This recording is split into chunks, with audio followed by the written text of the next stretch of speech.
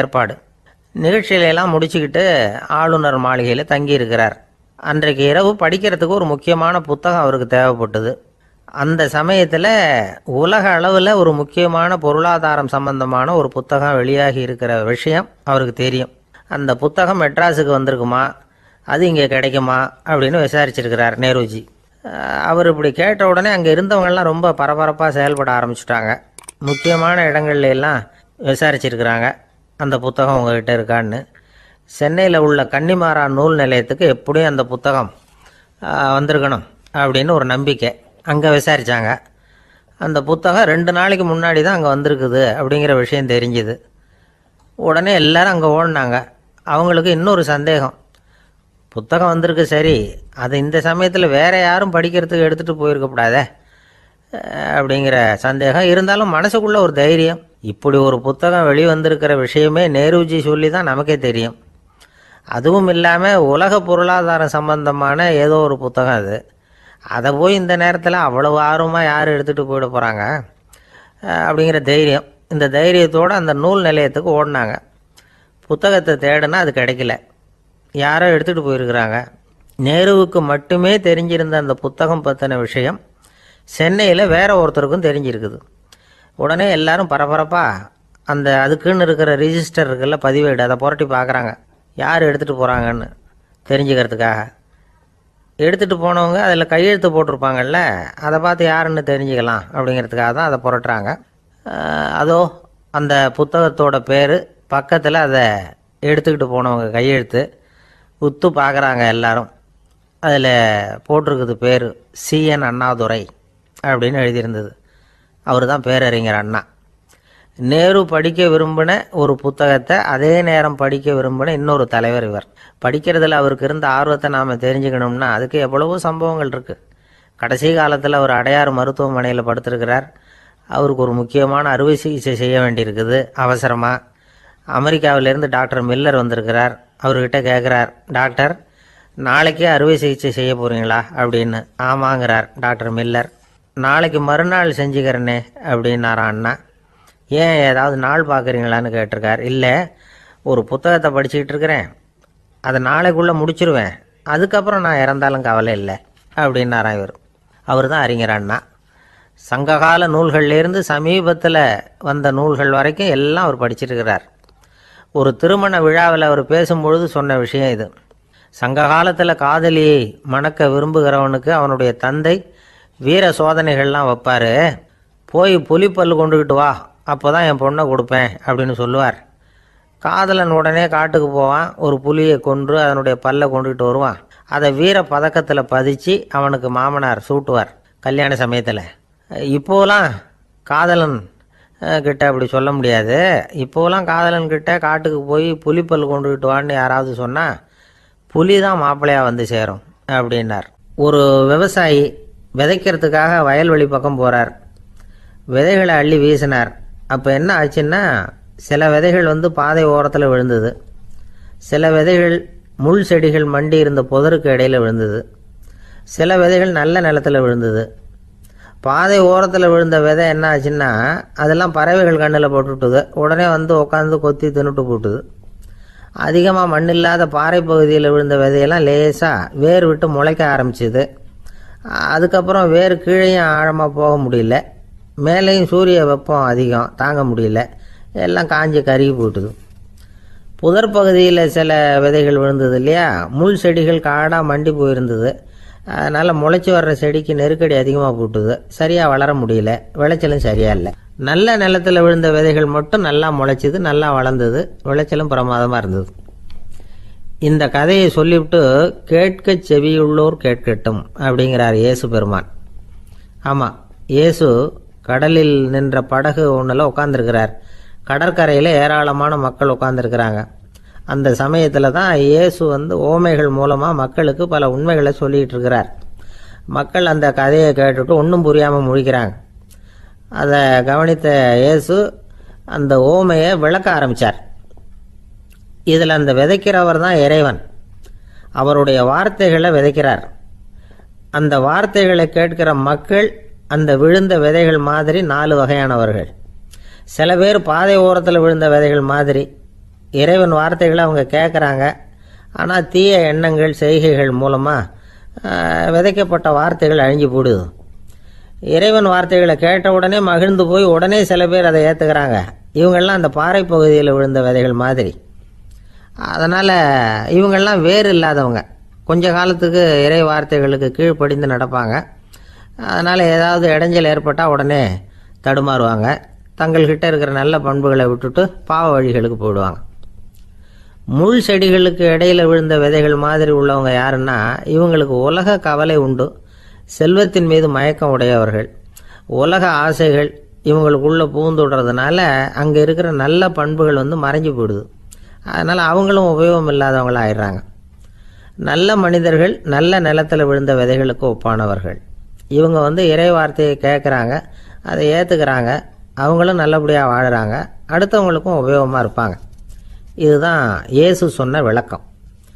நல்ல வார்த்தைகளை கேளுங்கள், நல்ல வார்த்தைகளை ஏற்றுக்கொள்ளுங்கள், அடுத்தவங்களுக்கு உபயோகமாக இருங்க. இதுதான் பெரியவங்கள்லாம் நமக்கு சொல்லுகிற உபதேசம். ஒரு அப்பா தன்னுடைய மகனுக்கு உபதேசம் பண்ணார். இதை பாருப்பா, நல்ல வார்த்தைகளை கேட்கணும், எப்போதுமே மகன் அப்பா பேச்சை கேட்கறது நல்லது அப்படின்னாராம். நீ ஏதாவது ஒரு தப்பு பண்ணால் என் தலையில் ஒரு முடி நரைச்சி வெள்ளையாக போடும்பா, நீ செய்கிற ஒவ்வொரு தப்புக்கும் என் தலையில் ஒவ்வொரு முடி வெள்ளையாயிடும் அப்படின்னாராம். பையன் யோசிச்சான், அப்பா இப்போ தான் எனக்கு புரியுது, தாத்தாவோட தலைமுடி பூராவும் வெள்ளையாக இருக்கிறதுக்கு என்ன காரணம்ங்கிறது எனக்கு இப்போ தான் புரியுது அப்படின்னானா. ஒரு ராஜா இருந்தார். நாடு பூராவும் நிறைய மரங்களை நட்டு வளர்க்கணுங்கிறது அவரோட ஆசை. தானே அதுக்கு முன்மாதிரியாக இருக்கணும்னு நினைச்சார். அரண்மனையை சுற்றி மரங்களை நட்டு வளர்த்தார். இதை பார்த்துட்டு ஜனங்களும் அவங்கவுங்க வீட்டை சுற்றி மரக்கன்றுகளை நட்டு வளர்த்தாங்க. கொஞ்ச காலத்தில் ஊர் பூரா பசுமையாக மாறிச்சு. எல்லாருக்கும் சந்தோஷமாக இருந்தது. இது ஒரு பக்கம் இருக்கட்டும். இப்போ நான் சொல்ல போகிற கதை வேற.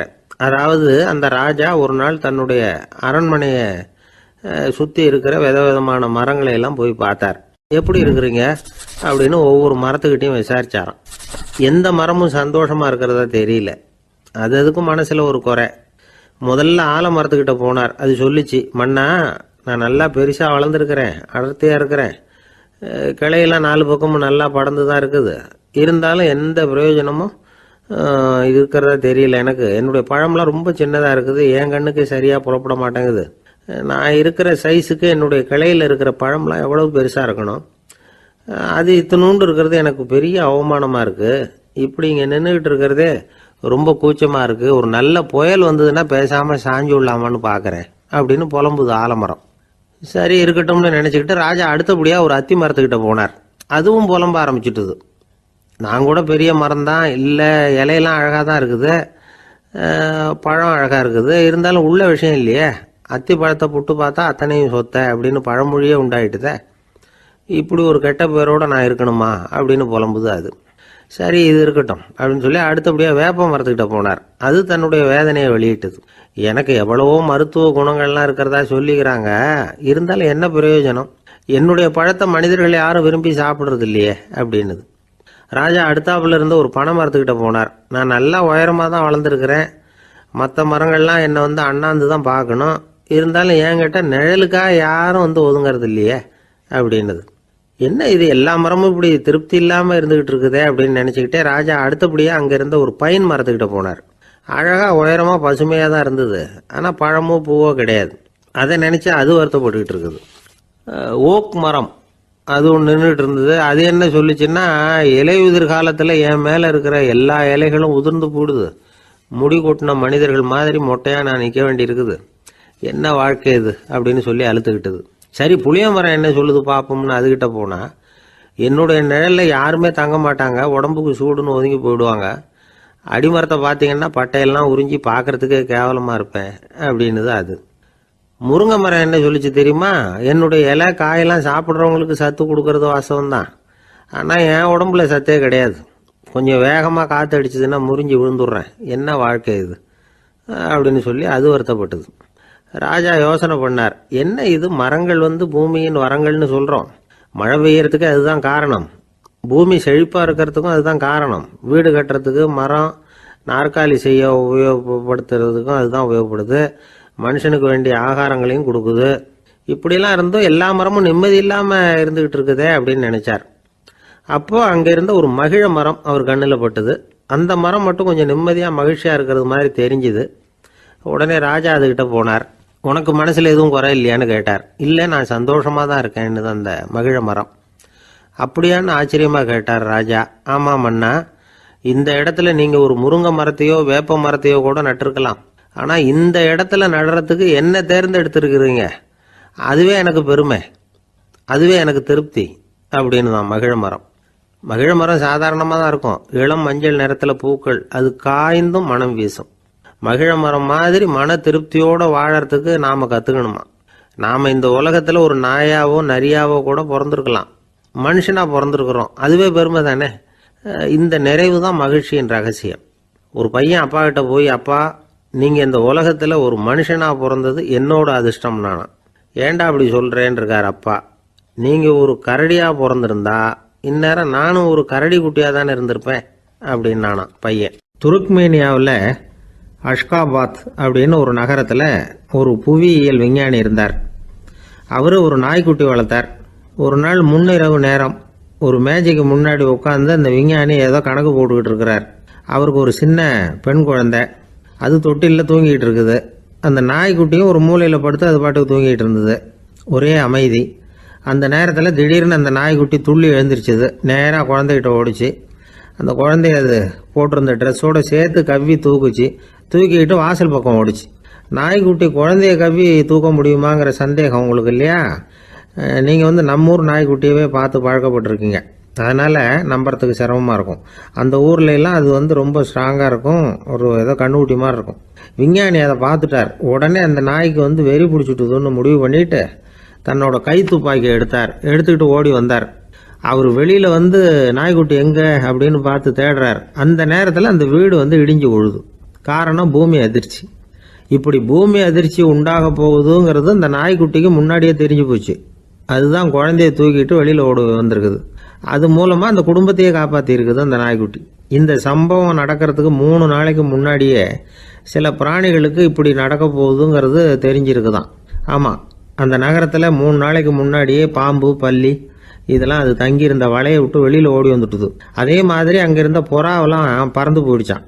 இதே மாதிரி யுகோஸ்லோவியாவில் கூட ஒரு நகரம், அங்கே ஒரு நாள் ராத்திரி ஒரு மிருக காட்சி சாலையில் திடீர்னு ஒரு பெரிய கலவரம், கூச்சல், குழப்பம். அங்கே இருந்த கழுதை, புலி, யானை, பறவை எல்லாம் கண்ணாபின்னான்னு கத்த ஆரம்பிச்சுட்டுது.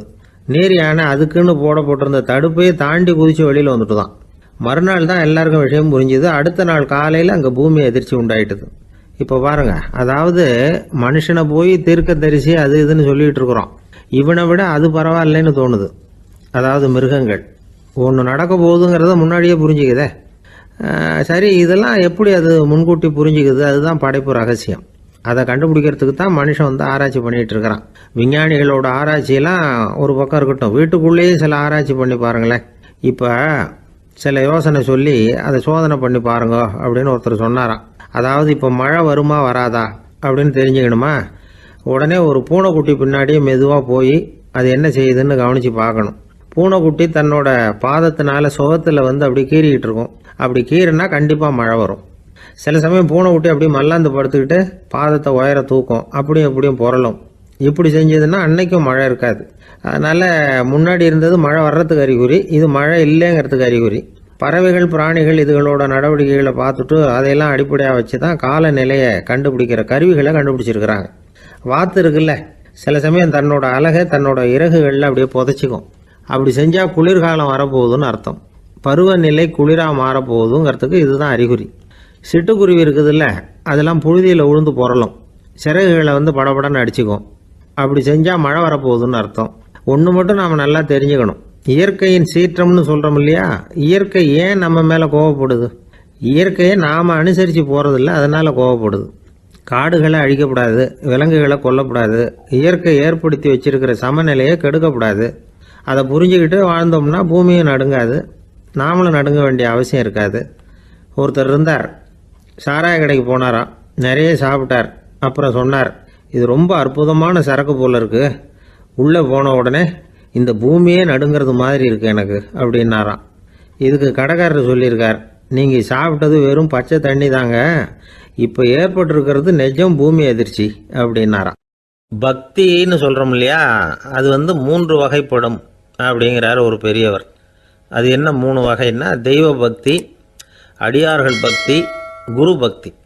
அடியார் பக்தியை விட தெய்வ பக்தியை விட குரு பக்தி தான் ரொம்பவும் சிறந்ததுங்கிறார் அவர். தெய்வத்துக்கிட்ட செஞ்ச பாவம் குருநாதர்கிட்ட தீர்ந்துருமா, குருநாதர்கிட்ட செஞ்ச பாவம் தெய்வத்துக்கிட்ட போனாலும் தீராதான். இப்படி பெரியவங்களாம் சொல்லி வச்சிருக்கிறாங்க. ஒரு காடு, அங்கே அயோத தௌமியர் அப்படின்னு ஒரு தபோதனர், அவர் பல மாணவர்களை ஒன்றா சேர்த்து ஒரு குருகுலம் நடத்திக்கிட்டு இருக்கிறார். பல தரப்பட்டவங்க பல திறப்பட்டவங்க மாணவர்கள் அதில் சேர்ந்து படிச்சுக்கிட்டு இருக்கிறாங்க. பாஞ்சால ராஜகுமாரன் ஒருத்தனும் அந்த குருகுலத்தில் சேர்ந்து படிச்சுக்கிட்டு இருக்கிறான். அவன் பேர் ஆருணி. பெரிய இடத்து புள்ள, இருந்தாலும் படுப்பில் ரொம்ப கெட்டிக்காரனாக இருந்தான். அவன் தான் அங்கே முதல் மாணவன். ஒரு நாள் குருநாதர் அந்த அரசகுமாரனை கூப்பிட்டார்.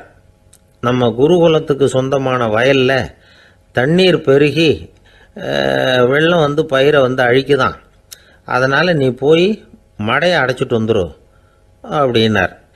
அந்த அரசகுமாரன் உடனே புறப்பட்டான். குருநாதர் சொல்லிட்டார்ல, உடனே புறப்பட்டான். நான் பெரிய இடத்து பிள்ளையாச்சே, ராஜகுமாரனாச்சே, ரொம்ப செல்வாக்கூட வளர்ந்தவனாச்சே, நான் போய் வயலில் இறங்கி வேலை செய்கிறதா அப்படின்னுலாம் அவன் நினைக்கல. குருநாதர் கட்டளையை நிறைவேற்ற வேண்டியது நம்ம கடமை அப்படின்னு நினச்சான்.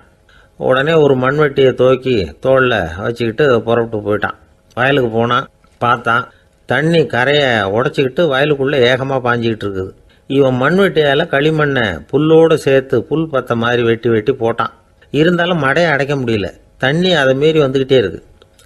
தண்ணி வந்து வேகமாக வயலுக்குள்ளே போய்கிட்டே இருக்குது. போடுற பத்தையெல்லாம் கரைஞ்சி கரைஞ்சி போயிட்டுருக்கு. இருந்தாலும் இவன் தன்னுடைய முயற்சியை கைவிடலை. வெட்டி வெட்டி போட்டுக்கிட்டே இருக்கிறான். காலையில் அங்கே போனவன் சாயந்தரம் வரைக்கும் இப்படி செஞ்சுக்கிட்டு இருக்கிறான். உடம்பும் மனசும் ரொம்பவும் சோர்ந்து போச்சு. இருந்தாலும் குருநாதர் இட்ட கட்டளையை நிறைவேற்றாமல் இருக்கிறோமேங்கிற ஒரு குறை அவனுக்கு இருக்குது. குரு கட்டளையை நிறைவேற்றாத நான் வந்து இன்னமும் இருக்கணுமா அப்படின்னு யோசனை பண்ண ஆரம்பிச்சிட்டான். என்ன செய்யலாம்னு பார்த்தான். நம்ம குருநாதர் இட்ட பணிக்காக இந்த உடம்பையே தியாகம் பண்ணலாம் அப்படின்னு முடிவு பண்ணான். தண்ணி பாயுதில் அதுக்கு குறுக்க விழுந்து அப்படியே மடையை அடைச்சிக்கிட்டு அப்படியே படுத்துட்டான். இது மற்றவங்களுக்கு தெரியாது. அன்னைக்கு ராத்திரி ஒரு விளக்கு முன்னாடி உட்காந்து குருநாதர் பிள்ளைங்களுக்கு பாடம் சொல்லி கொடுத்துக்கிட்டு இருக்கிறார். முதல் வரிசையில் இருக்கக்கூடிய ராஜகுமாரனை காணலை. நம்ம ஆருணி எங்கே போனா அப்படின்னு சொல்லி மற்ற மாணவர்களை விசாரித்தார். இப்போ அவங்க சொன்னாங்க, சுவாமி அவன் காலையில் வயலுக்கு வந்து மடையை அடைக்கிறதுக்காக போனான், நீங்கள் தான் போக சொன்னீங்க, இன்னும் திரும்பி வரல அப்படின்னு அவர் பையன். குருநாதர் உடனே ஒரு தீவெட்டி எடுத்துக்கிட்டு மாணவர்களை அழைச்சிக்கிட்டு வயலுக்கு போனார். அங்கே போய் பார்த்தா ஆளை காணும். ஆருணி ஆருணின்னு சொல்லி சத்தம் போட்டு கூப்பிட்டு பார்க்குறார். நான் இங்கே இருக்கேன் குருநாதா அப்படின்னு காலுக்கு அடியிலேருந்து ஒரு சத்தம் வருது. குனிஞ்சு பார்த்தா அவன் மடையில் படுத்துருக்கிறான். என்னப்பா இதுன்னார். காலையிலேருந்து இந்த மடையை அடைச்சி பார்த்தேன் சுவாமி, முடியல, அதனால் இப்படி குறுக்க படுத்துட்டேன். என்னை தாண்டறதுக்கு பயந்து போய் தண்ணியை தேங்கி நின்றுட்டுது அப்படின்னா. அவனுடைய குரு பக்தியையும் அவனை தாண்டறதுக்கு அஞ்சு நிற்கிற தண்ணி தேக்கத்தையும் பார்த்துட்டு எல்லாரும் ரொம்ப ஆச்சரியப்பட்டு போயிட்டாங்களாம். ஆருணி எழுந்திரிச்சு வா அப்படின்னு கூப்பிட்டாரான் குருநாதர். அவன் தண்ணீரை பொழந்துக்கிட்டு எழுந்திரிச்சு வந்தானான். அதனால் அவனுக்கு வந்து உத்தாலகன் அப்படின்னு ஒரு பேர். உத்தாலகன்னா தண்ணீரை பிளந்தவன் அர்த்தம். அந்த உத்தாலகன் மாதிரி இந்த காலத்து மாணவர்களுக்கும் குரு பக்தி வேணும் அப்படின்னு சொன்னோம் ஒரு பள்ளிக்கூடத்தில். உடனே நிறைய மாணவர்கள் எழுந்திரிச்சு நின்னாங்க. சார், நீங்கள் எங்களை வந்து இன்னமும் சரியாக புரிஞ்சுக்கலன்னு நினைக்கிறோம். அன்னைக்காவது ஒருத்தன் அப்படி இருந்தான், இன்னைக்கு ஏகப்பட்ட உத்தாலகர்கள் இருக்கிறோம். எங்கள் வாத்தியார் கட்டளை இட்டால் இப்போவே அது மாதிரி வயலுக்கு போய் மடையில் குறுக்கப்படுத்துக்கிறதுக்கு இந்த வகுப்பில் உள்ள அத்தனை பேரும் தயாராக இருக்கிறோம் அப்படின்னாங்க. அப்படியா அப்படின்னு சொல்லி கேட்டோம் ரொம்ப சந்தோஷமாக. ஒருத்தன் ரொம்ப அடக்கமாக எழுந்திரிச்சான். அப்புறம் சொன்னான், ஆமாம் சார், வகுப்பில் வந்து இவர் நடத்துகிற பாடத்தை கேட்டுக்கிட்டு இருக்கிறத விட பேசாமல் போய் மடையில் படுத்துடுறது ஒன்றும் கஷ்டமான காரியமாக இருக்காது, அதனால தான் எல்லாரும் அங்கே போகிறேன்னு சொல்கிறோம் அப்படிங்கிறான். ஐயா, உங்கள் பேரை தொடர்ந்து தினம் கேட்டுக்கிட்டு இருக்கிறேன் அப்படின்னார் ஒருத்தர். தொடர்ந்து கேட்குறீங்களே, உங்களுக்கு காது வலிக்கலையா அப்படின்னு கேட்டோம். பேசுகிற உங்களுக்கே வாய் வலிக்கலை அப்படிங்கிறப்போ கேட்குற எங்களுக்கு எப்படி காது வலிக்கும் அப்படின்னார். நம்ம உடம்புல ஒரு அதிசயம் என்ன தெரியுமா? ரொம்ப நேரம் நாம் நடக்கிறோம்னு வச்சுக்கோங்க, கால் வலிக்கும். ரொம்ப நேரம் வேலை செஞ்சால் கை வலிக்கும், உடம்பு வலிக்கும். ரொம்ப நேரம் பார்த்துக்கிட்டே இருந்தால் கண்ணு வலிக்கும். ரொம்ப நேரம் பேசிக்கிட்டே இருந்தால் வாய் கூட வலிக்கும். ஆனால் ரொம்ப நேரம் கேட்டுக்கிட்டே இருக்கிறதுனால காது வலிக்கிறது இல்லை. அதனால் கேட்கறதுக்கு முக்கியத்துவம் கொடுத்தாங்க நம்ம பெரியவங்க. திருவள்ளுவர் தேவையில்லாமல் வார்த்தைகளை உபயோகப்படுத்த மாட்டார். ஒரு திருக்குறள்னு எடுத்துக்கிட்டாவே அதில் மொத்தம் 7 வார்த்தைகள், அவ்வளவுதான். அப்படி 7 வார்த்தைகள் மட்டுமே உள்ள ஒரு திருக்குறளில் வள்ளுவர் ஒரே வார்த்தையை 5 தடவை உபயோகப்படுத்தியிருக்கிறார், திரும்ப திரும்ப பயன்படுத்தியிருக்கிறார். அப்படின்னா அதை எந்த அளவுக்கு வலியுறுத்தி சொல்கிறார் அப்படிங்கிறத நாம் புரிஞ்சுக்கணும். அது என்ன குறள்? செல்வத்துள் செல்வம் செவிச்செல்வம், அச்செல்வம் செல்வத்துள் எல்லாம் தலை. செவிச்செல்வம்ங்கிறது அவ்வளவு முக்கியமானது. கற்றலின் கேட்டல் நன்று. அதிகம் கேட்கணுங்கிறதுக்காகத்தான் எவ்வளவு கேட்டாலும் காது வலிக்கிறதில்ல. குறைச்சலாக பேசணும், அதிகமாக கேட்கணும். இன்னொரு விஷயம் கவனிங்க. நம்ம உடம்புல கண்ணுக்கு மூடி இருக்குது, எதையாவது நாம் பார்க்க விரும்பலைன்னா உடனே கண்ணை மூடிக்கலாம். நம்ம வாய்க்கு மூடி இருக்குது, பேச விருப்பம் இல்லையா, வாயை மூடிக்கலாம். மூக்குக்கு கூட மூடிக்கிற வசதி இருக்குது, எதையாவது முகர விருப்பம் இல்லையா, மூச்சை அடக்கிக்கலாம். ஆனால் பாருங்கள், காதுக்கு மூடி கிடையாது. அதை கையால் தான் மூட முடியும். யார் என்ன சொன்னாலும் அது நல்லதோ கெட்டதோ காதில் விழுந்துக்கிட்டு தான் இருக்கும். அறிவு தான் நல்ல விஷயங்களை எடுத்துக்கிட்டு கெட்ட விஷயங்களை விட்டுடணும். நல்ல கருத்துக்கள் நம்ம காதில் நிறைய விழுந்துக்கிட்டே இருக்கணும். அதை கேட்டு நாம் நல்லபடியாக வாழணுங்கிறது தான் படைப்பின் விருப்பம். ஆன்மீகவாதிகள் கூட ஒன்று சொல்லுவாங்க. அதாவது ஆன்மீக பாதையில் நீங்கள் முன்னேறணும்னா முதல்ல சிரவணம் செய்யணும்பாங்க. அதாவது பெரியவங்க சொல்கிற நல்ல கருத்துக்களை கேட்கணும் அப்படின்னு அதுக்கு அர்த்தம். அதனால் யார் நல்ல கருத்துக்களை சொன்னாலும் அதை காது கொடுத்து கேளுங்க. இவ்வளவு கருத்துக்களையும் நம்ம நேயர் ஒருத்தர்கிட்ட சொல்லிகிட்டு இருந்தோம். அவரும் சரி சரின்னு தலையாடிக்கிட்டே இருந்தார். அப்புறம் சொன்னார், நீங்கள் சொல்கிறது சரிதான் சார், காதுக்கு மூடி இல்லைங்கிறது ரொம்ப சரி. அதனால தான் உங்கள் தகவல் கூட நாங்கள் விரும்புகிறோமோ இல்லையோ தினம் காதில் விழுந்துக்கிட்டு இருக்குது அப்படின்னார். எங்களுக்கு ரொம்ப பெருமையாக இருந்தது. அப்படியா அப்படின்னோம். ஆனாலும் என்ன மாதிரி சில பேர் நீங்கள் தகவல் சொல்கிற சமயத்தில் காதில் மூடி இல்லையேன்னு சொல்லி கவலைப்படுறதில்ல சார் அப்படின்னார். ஏன்னு கேட்டோம். காதை மூடுறதுக்கு தானே வசதி இல்லை, ரேடியோவை மூடுறதுக்கு வசதி இருக்குதுல்ல, அதனால் டக்குன்னு அதை மூடி வச்சுருவோம் அப்படின்னார். கங்கை கரை தோட்டம் பக்கத்தில் ஒரு ஆசிரமம், அங்கே ஒரு பெரியவர் தங்கியிருக்கிறார். அவர் தான் ராமகிருஷ்ண பரமஹம்சர். அந்த ஆசிரமம் இருந்த இடம் கரக்பூர். வங்காளத்தில் பொதுவாக எல்லாரும் மீன் சாப்பிட்றது உண்டு. கங்கையில் குளிச்சுட்டு கையில் ஒரு மீனோடு வர்றது வழக்கம். இவர் இருக்கிற இடத்துக்கு கங்கையில் படகு வழியாக வரணும். அப்படி தான் எல்லோரும் வருவாங்க. வர்றவங்கள ஒன்று கூட்டி ஆன்மீக விஷயங்களை பற்றி பேசிக்கிட்டு இருப்பார். ஒவ்வொரு நாள் ஒவ்வொருத்தர் நகரத்துக்கு போகணும், வரும்பொழுது மீன் கொண்டுகிட்டு வரணும். அதுக்கு ஒரு அட்டவணையே உண்டு ஆசிரமத்தில். அது பிரகாரம் ஒரு நாள் சுவாமி யோகானந்தர் படகில் போனார். படகை செலுத்தினவங்க ராமகிருஷ்ணரையும் சுவாமி யோகானந்தரையும் மற்றவங்களையும் பித்தர்கள் அப்படின்னு சொல்லி ஏளனமாக பேசினாங்க. அவங்க என்ன பைத்தியம் பிடிச்சவங்க அப்படிங்கிறது மாதிரி. சுவாமி யோகானந்தருக்கு ரொம்ப மென்மையான இதயம். இவங்க இப்படி கண்ணாபின்னான்னு பேசுகிறத பார்த்தா மீனை வாங்கிட்டு திரும்புகிறப்போ என்ன நடக்குமோ அப்படிங்கிற பயம் வேறு வந்துட்டுது அவருக்கு. அவ்வளவு மென்மையானவர். இதை தெரிஞ்சுக்கிட்ட ராமகிருஷ்ணர், யோகானந்தா இங்கே வா அப்படின்னு கூப்பிட்டார். இவர் கண்ணீரை தொடச்சிக்கிட்டே கிட்ட போனார். சொன்னார், ஐயா, படகு ஓட்டுறவங்க உங்களை பற்றி மோசமாக பேசுகிறாங்க. என்ன திட்டினா பரவாயில்ல, ஆனால் உங்களை அவங்க திட்டுறாங்க, அதை என்னால் தாங்கிக்க முடியல அப்படின்னார். இதை கேட்டதும் ராமகிருஷ்ணருக்கு கோபம் வந்துட்டு தான். என்னது, உன்னுடைய குருவை பற்றி அவங்க மோசமாக பேசும்பொழுது நீ சும்மா இருந்தியா, வெளியில் போ அப்படின்னு விட்டார். குரு நிந்தனை செய்கிறப்போ அதை கேட்டுக்கிட்டு சும்மா இருக்கலாமா? குரு நிந்தனையை கேட்டால் பாவம் இல்லையா? என்னை தூற்றும் போது அவங்க பாவம் செய்கிறாங்க, அதை கேட்டுக்கிட்டு நீ சும்மா இருந்தால் நீயும் பாவம் செய்கிற அப்படின்னாராம். அடுத்த நாள் சுவாமி நிரஞ்சனானந்தர் போக வேண்டிய நாள். இவர் படகுல போகும்பொழுதும் அதே மாதிரி நடந்து தான். அவங்க மோசமாக பேச ஆரம்பித்தாங்க, திட்ட ஆரம்பித்தாங்க. அப்படி கேலி பண்ண ஒருத்தனை இவர் என்ன பண்ணார், பலார்னு கன்னத்தில் அரைஞ்சிட்டார். இன்னொருத்தனை கங்கையில் தூக்கி எறியறதுக்கும் தயாராகிட்டார். அதுக்கப்புறம் அவங்க யாரும் வாயை திறக்கலை. மீன் வாங்கிட்டு வர்றப்பவும் படகுல ஒரே அமைதி, அவ்வளவு பயம் அவங்களுக்கு. ராமகிருஷ்ணர் கூப்பிட்டு விசாரித்தார் என்ன நடந்ததுன்னு. இவர் சொன்னார், அவர் யோகானந்தா போகும்பொழுது என்ன நடந்ததோ அப்படியே தான் இப்பவும் நடந்தது. குரு நிந்தனை செய்கிறத கேட்டுக்கிட்டு நான் சும்மா இருப்பேனா? ஒருத்தனை அப்படியே அரைஞ்சுட்டேன், இன்னொருத்தனை ஆற்றுல தூக்கி போட்டுருவேன்னு பயமுறுத்தினேன், அவ்வளவுதான் அப்படின்னாராம். இப்போவும் ராமகிருஷ்ணருக்கு கோபம் வந்துட்டு தான், என்ன இது அணியறது காஷாயம், இருக்கிறது ஆசிரமம், உனக்கு இவ்வளவு கோபம் வந்ததுன்னா அப்புறம் என்னத்துக்கு ஆசிரமத்தில் இருக்கணும், பிரம்மச்சாரி எப்பவும் அமைதியாக இருக்கணும் அப்படின்னு அறிவுரை சொன்னாராம் ராமகிருஷ்ணர். அப்போ இவர் கேட்டாராம், ஏங்க அவருக்கு ஒரு விதமான அறிவுரை சொன்னீங்க, எனக்கு வேற விதமாக அறிவுரை சொல்கிறீங்க, இதில் எது உண்மை அப்படின்னு கேட்டிருக்கார். இதுக்கு ராமகிருஷ்ணர் சொன்ன பதில் என்னென்னா, அட அசடே, சக்கரத்தில் காற்று அதிகமாக இருந்தால் குறைக்கணும், குறைச்சலாக இருந்தால் கூட்டணும். அவன் சாது, அவனுக்கு அதிக உணர்ச்சி தேவை, உனக்கு படபடப்பு அதிகம், உனக்கு பொறுமை தேவை அப்படின்னாராம். இதில் உள்ள கருத்து என்னென்னா, கல்விங்கிறது எப்படின்னா அதை சூழ்நிலைக்கு தகுந்த மாதிரி கற்பிக்கணும். எல்லாருக்கும் ஒரே மாதிரி கற்பிக்கக்கூடாது. கேட்குறவர் தகுதி, புரிஞ்சுக்கிற திறமை, இதை பொறுத்து கல்வி அமையணும். ஆரம்ப காலத்தில் ஒரு குரு, அப்போ ஒரு சீடன் இருந்தான். அது வேடிக்கையான குரு, வேடிக்கையான சீடன். ஒரு ஆசிரமம். ஒரு நாள் ஒருத்தன் அவசரமாக அந்த குருவை தேடி வந்திருக்கிறான். என்ன விஷயம்னு விசாரித்தார் குரு. உங்கள் சீடர் என்னை அடிச்சுட்டார் அப்படின்னு புகார் பண்ணானான் அந்த ஆள். குரு சீடனை கூப்பிட்டார். அடிச்சியா இந்த ஆளை அப்படின்னு கேட்டாரான். ஆமான் இருக்கான் சீடன். ஏன் அடிச்சே அப்படின்னு கேட்டாரான். இந்த ஆள் உங்களை பற்றி மட்டமாக பேசிவிட்டான், என்னால் அதை தாங்கிக்க முடியல, அதனால தான் அடிச்சுட்டேன்ருக்கான். அப்படி என்ன பேசினா அப்படின்னு கேட்டாரான்.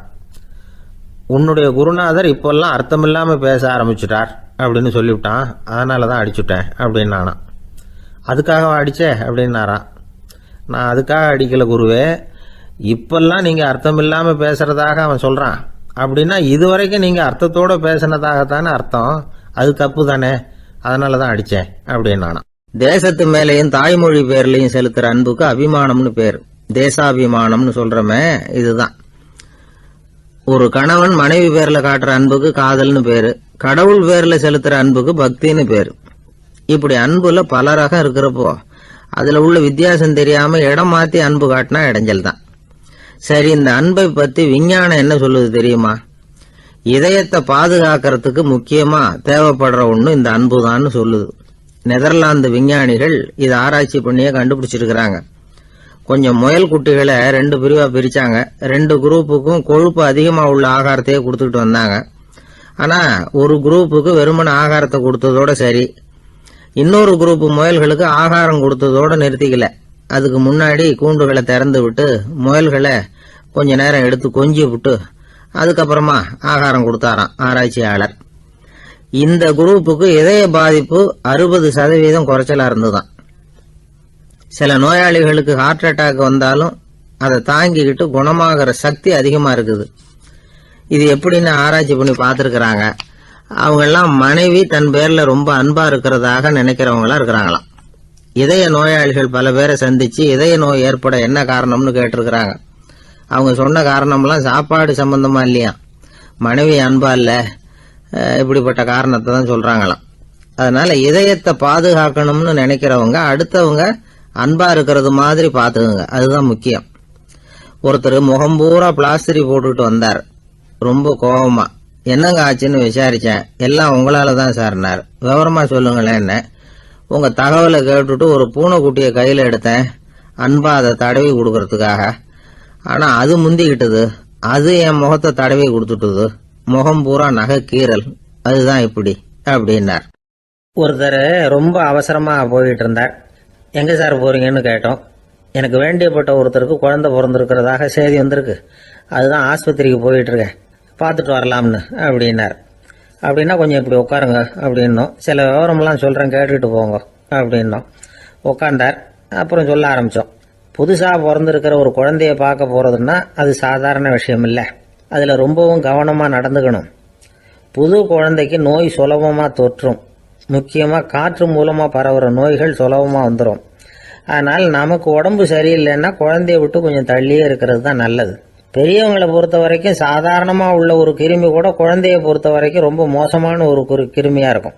சில வெளிநாடுகளில் எப்படி தெரியுமா, பிறந்த குழந்தை தூங்கிட்டு இருக்கிற ஒரு ரூமுக்கு போகணும்னா போகிறவங்க முகமூடி போட்டுக்கணும், காலணிகளை மாற்றிக்கணும், அவ்வளவு சுத்தமாக உள்ளே போய் பார்த்துட்டு வரணும்.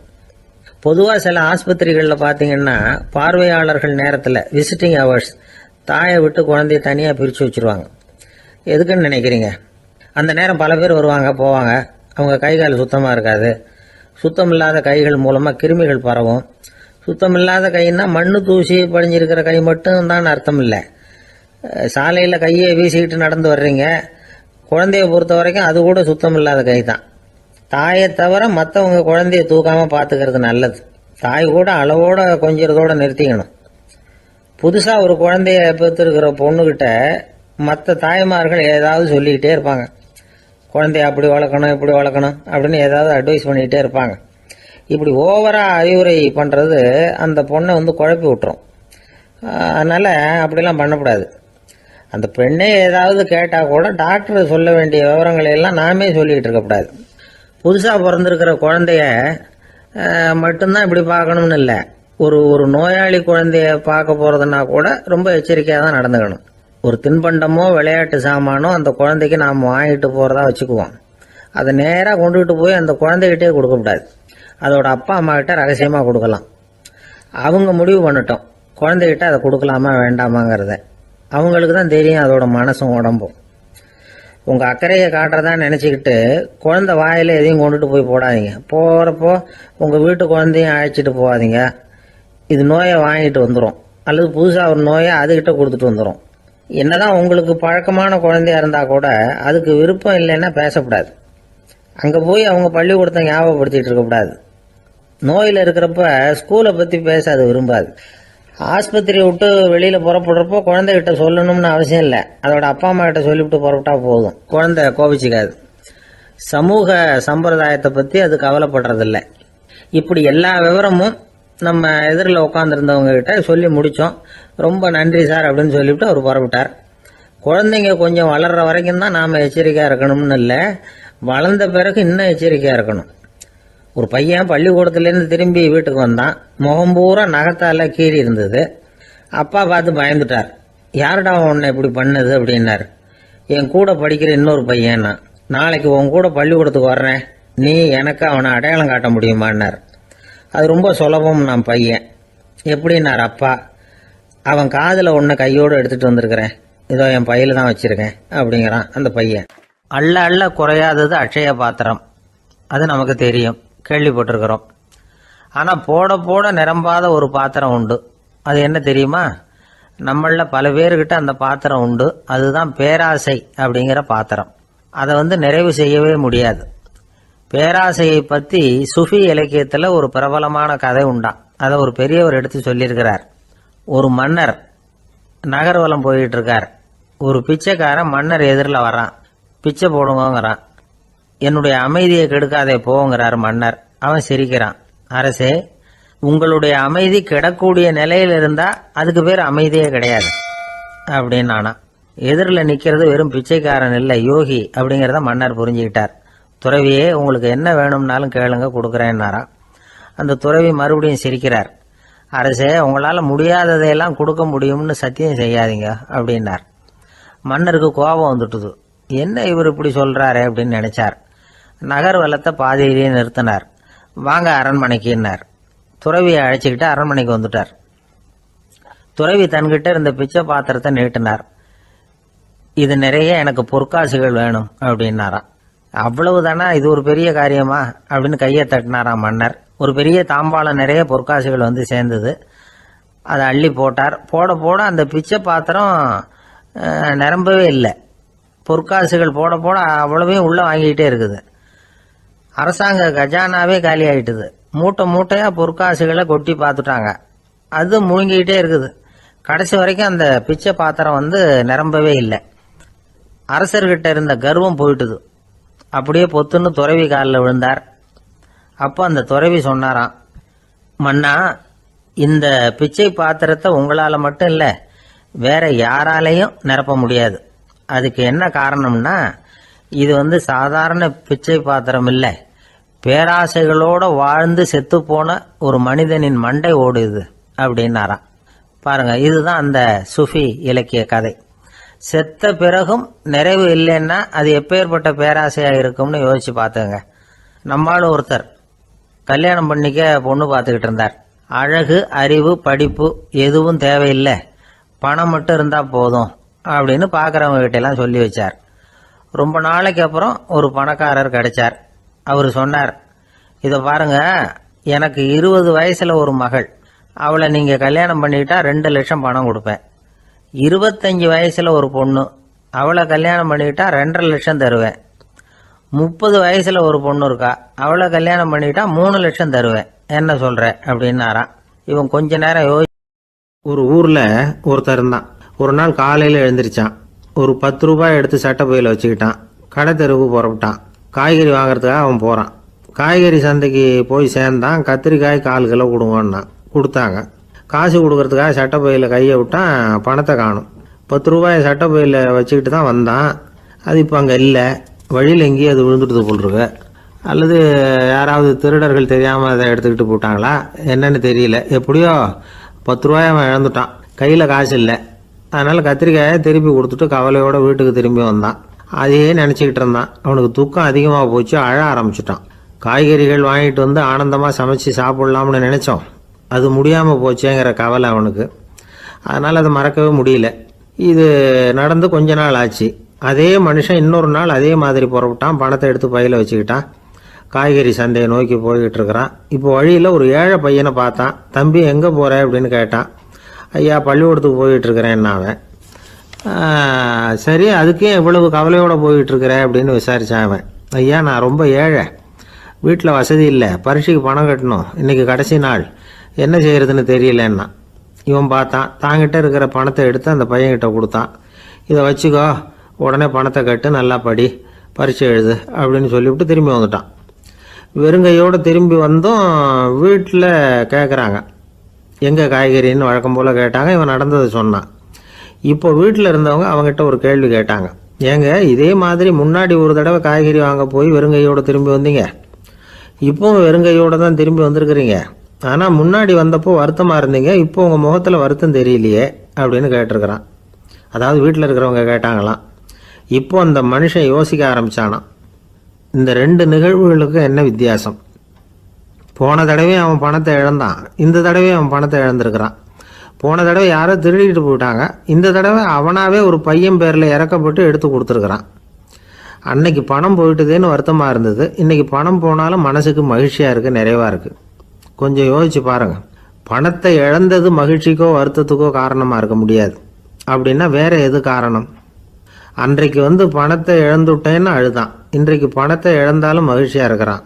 ஆகவே மகிழ்ச்சிக்கும் துக்கத்துக்கும் இழப்பு காரணம் அல்ல, இழப்பு பற்றிய நம்முடைய அறிவு தான் காரணம் அப்படிங்கிறது பெரியவர்களுடைய கருத்து. எந்த பொருளும் நமக்கு கவலையை உண்டு பண்ணுறதில்ல, அந்த பொருள் பேரில் நாம் வைக்கிற பற்று தான் கவலையை உண்டு பண்ணுது. பொருள்கள் நம்ம விட்டுட்டு போயிட்டா நாம் அழுதுகிட்டு இருக்கிறோம், நாமே அதுகளை விட்டுட்டு வந்துட்டா மகிழ்ச்சியாக இருக்கிறோம். இந்த உண்மையை புரிஞ்சுக்கிட்டு நம்முடைய வாழ்க்கையை நல்ல விதமாக அமைச்சிக்கணும். ஒரு ஆள் அழுதுகிட்டு இருந்தான். ஏண்டா அழுகுறேன்னு கேட்குறார் ஒருத்தர். இழக்கிறதுக்கு எதுவும் இல்லை, அதனால் அழறேன்னா. என்னடா சொல்கிறேன்னார். கிட்ட வாங்க சொல்கிறேன்னா. இந்த மணி பர்ஸை வேற ஒருத்தன் பாக்கெட்லேருந்து திருடினேன், அப்புறம் தான் புரிஞ்சுது அவங்ககிட்ட இழக்கிறதுக்கு எதுவும் இல்லைங்கிறது. ஆமாங்க, இது காலி பர்ஸு, அதனால் இப்போ அழுதுகிட்டு இருக்கிறேன், திருடியும் பிரயோஜனம் இல்லை அப்படின்னு சொல்லிவிட்டு அழுதானா.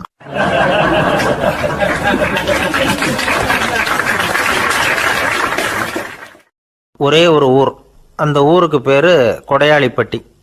அந்த பேருக்கு தகுந்த மாதிரி தான் அந்த ஊர் மக்களும். யார் என்ன கேட்டாலும் இல்லைன்னு சொல்லாமல் கொடுப்பாங்க. கொடையாளிகள் நிறைந்த ஊர். இனாமா மட்டும் இல்லை, கடனாகவும் பணம் கொடுப்பாங்க. யாருக்காவது அவசரமாக பணம் தேவைப்பட்டதுன்னு வச்சுக்கோங்க, அந்த ஊருக்கு போய் வாங்கிக்கலாம். பத்திரம் தேவையில்லை, சாட்சி தேவையில்லை, ஜாமீன் தேவையில்லை, எந்த உத்தரவாதமும் கேட்காம பணம் கொடுத்துருவாங்க. நம்மளால் ஒருத்தனுக்கு பணம் தேவைப்பட்டது, சொந்த பந்தமெல்லாம் கேட்டு பார்த்தா யாரும் கொடுக்குற வழியாக தெரியல. எல்லாரும் அவங்கவுங்க சௌரியத்தை பார்க்குறவங்க, அடுத்தவங்க சௌரியத்தை பற்றி கவலைப்படாதவங்க. இவன் எல்லாரையும் கேட்டு பார்த்துட்டு சோர்ந்து போய் உக்காந்துட்டான். அந்த நேரம் தான் கொடையாளிப்பட்டியை பற்றி கேள்விப்பட்டான். அப்படி ஒரு ஊர் இருக்கிறது தெரிஞ்சதும் அந்த ஊருக்கு வழி கேட்டுக்கிட்டு ஒரு நாள் புறப்பட்டு போனான். வயல்காட்டு வழியாக போக வேண்டியிருந்தது. மெதுவாக நடந்து ஊர் எல்லைக்கு வந்துட்டான். 2 பக்கமும் விவசாய வேலைகள் மும்முரமாக நடந்துக்கிட்டு இருக்குது. ஏர் உழுதுகிட்டு இருக்கிறாங்க. அப்போ அங்கே ஒரு ஆளை பாம்பு கடிச்சுட்டுது. பக்கத்தில் வேலை செஞ்சுக்கிட்டு இருந்தவங்க ஓடி வந்தாங்க. அவசரமாக செய்ய வேண்டிய முதல் உதவியெல்லாம் செஞ்சு பார்த்தாங்க, பலன் இல்லை. அந்த ஆள் செத்து போட்டான். அவன் செத்து விட்டான்னு தெரிஞ்சதும் அவனை தூக்கி வரப்பு மேலே போட்டுட்டு எல்லாரும் அவங்கவுங்க வேலையை கவனிக்க ஆரம்பிச்சிட்டாங்க. அங்கே ஒரு ஆள் இவனை பார்த்து சொன்னான், ஐயா, நீங்கள் போகிற வழியில் இவன் சொந்தக்காரன் இவனுக்கு சோறு கொண்டுகிட்டு வருவான், இவன் இங்கே செத்துட்டான்னு அவங்ககிட்ட சொல்லிவிடுங்க அப்படின்னா. இவனுக்கு ரொம்ப ஆச்சரியம். என்னடா இது, பாம்பு கடிச்சுட்டுதுன்னதும் பதறி அடிச்சுக்கிட்டு ஓடி வந்தாங்க, செத்துட்டான்னதும் பேசாமல் தூக்கி போட்டுட்டு போயிட்டாங்க அப்படின்னு நினச்சிக்கிட்டே நடந்து போகிறான். எதிரில் சோறு கொண்டுக்கிட்டு ஒரு ஆள் வந்தான். இவன் விவரத்தை சொன்னான். அங்கே அவங்க சொந்தக்காரன் பாம்பு கடிச்சு செத்து போட்டான் அப்படின்னா. அவன் கொஞ்ச நேரம் அமைதியாக நின்னான். அதுக்கப்புறமா அங்கேயே வரப்பில் உட்காந்து கொண்டுகிட்டு வந்த சோத்தை தானே சாப்பிட்டு முடித்தான். பேசாமல் எழுந்திரிச்சு திரும்பி போயிட்டான். கொஞ்சம் கூட பதறல, அழலை. இப்படியும் ஒரு ஊரா அப்படின்னு நினச்சி ஆச்சரியப்பட்டுக்கிட்டே இவன் ஊருக்குள்ளே போனான். ஒரு பெரிய மனுஷனை பார்த்து பணம் கேட்டான். அவரும் இவனோட பேரையும் ஊரையும் மட்டும் விசாரிச்சுக்கிட்டு தேவையான பணத்தை கொடுத்துட்டார். பணத்தை வாங்கிட்ட பிறகு தன்னுடைய மனசை அரிச்சுக்கிட்டு இருந்த அந்த விஷயத்தை பற்றி கேட்டான். ஐயா, வழியில் ஒருத்தன் செத்துட்டான், அவனை அப்படியே தூக்கி வரப்பில் போட்டுட்டு எல்லாரும் வயல்வெளி வேலைகளை பார்த்துக்கிட்டு இருக்கிறாங்களே அப்படின்னா. இதுக்கு அந்த பெரியவர் சொன்னார், ஆமாம், அப்படி தான் செய்வோம், வேலை முடிஞ்சு வீட்டுக்கு திரும்புகிறப்போ அவனை தூக்கிட்டு வந்து அடக்கம் பண்ணிடுவோம் அப்படின்னார். ரொம்ப ஆச்சரியமாக இருக்கே அப்படின்னா. ஏன் உங்கள் ஊரில் யாராவது செத்துட்டா என்ன பண்ணுவீங்க அப்படின்னு கேட்டார்.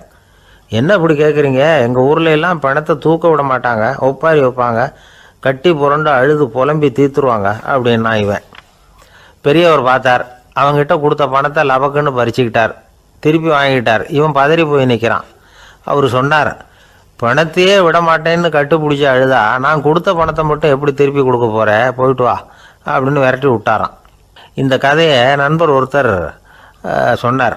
கதை வேடிக்கையாக தெரிஞ்சால் கூட இதில் கருத்து உண்டு. பணம் பிணம் இது ரெண்டையுமே விடுறதுக்கு அவ்வளவு சுலபமாக மனம் வர்றதில்லை. இந்த ரெண்டு விஷயங்கள்லேயும் அறிவார்ந்த செயல்பாடு தேவை. ஒரு பேருந்து மரத்தில் மோதி விட்டுது. எல்லாரும் அடிபட்டு முனைகிட்டு கிடக்கிறாங்க. டிரைவர், கண்டக்டர் இவங்களுக்கும் அடி. அவங்களும் ஒரு பக்கம் கிடக்கிறாங்க. ஒரு மூலையில் கிடக்கிற ஒருத்தன் மெதுவாக முக்கி முனகி கண்டக்டர்னு சத்தம் போடுறான். கண்டக்டர் மெதுவாக நகர்ந்து அவங்ககிட்ட போய் என்னன்னு விசாரிக்கிறார். அவன் ரொம்ப சிரமப்பட்டு வாயை திறந்து ஒரு 15 காசு சில்லற பாக்கி அப்படின்னானா.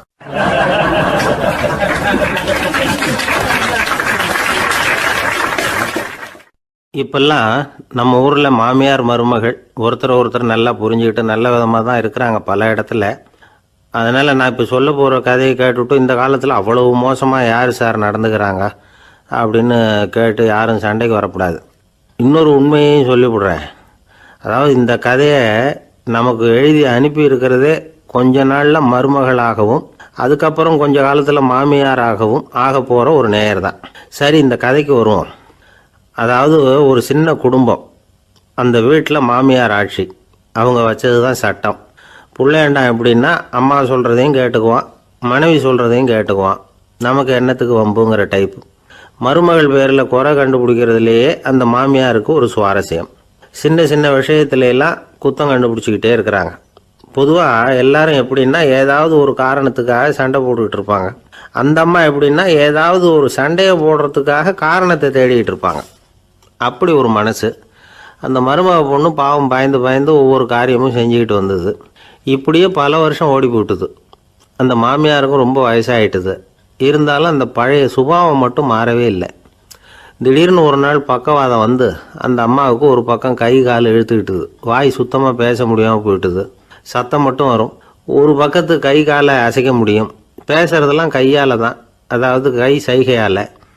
இப்படிப்பட்ட நிலைமையில் கூட அந்த பொண்ணு தண்ணியோ பாலோ இவங்க எதிரில் கொண்டாந்து வச்சா அதை வேணும்னே தட்டி விட்டுட்டு ஒம்பு வளர்க்குறது. அதுக்கப்புறம் அந்த பொண்ணு தரையை சுத்தப்படுத்தும்ல, அதை பார்த்து ரசிக்கிறது. இருந்தாலும் அந்த பொண்ணு இதையெல்லாம் பெருசுப்படுத்தாமல் ரொம்ப பொறுமையாக தான் இருந்தது. ஒரு நாள் வீட்டில் வச்சுருந்த பாலை பூனை குடிச்சிட்டு போயிட்டுது. வயசான காலத்தில் இந்த அம்மா பால் இல்லாமல் கஷ்டப்படுவாங்களே அப்படின்னு நினச்சி பக்கத்து வீட்டில் போய் கொஞ்சம் பால் வாங்கிட்டு வந்து காய்ச்சி மாமியார் முன்னாடி கொண்டாந்து வச்சுது அந்த பொண்ணு. வழக்கம் போல் அந்த அம்மா பாலை தட்டி விட்டுட்டாங்க. இது அந்த மருமக பொண்ணு கவனிச்சுட்டுது. இவ்வளவு நாள் பொறுமையாக இருந்த அந்த மருமகளுக்கு இன்னைக்கு இதை பார்த்து தான் அசாத்திய கோபம் வந்துட்டுது. கதவுக்கு பக்கத்தில் சாத்தி வச்சுருந்த உலக்கையை எடுத்து மாமியார் தலையில் போட அது குறி தவறி கழுத்தில் பட அந்த அம்மா கழுத்தை பிடிச்சிக்கிட்டு ஊன்னு கத்த இந்த பொண்ணு ஒன்றும் அலட்டிக்காமல் உலக்கையை எடுத்து மறுபடியும் கதவு பக்கம் சாத்தி வச்சுட்டு அது பாட்டுக்கு நடந்து போயிட்டுது.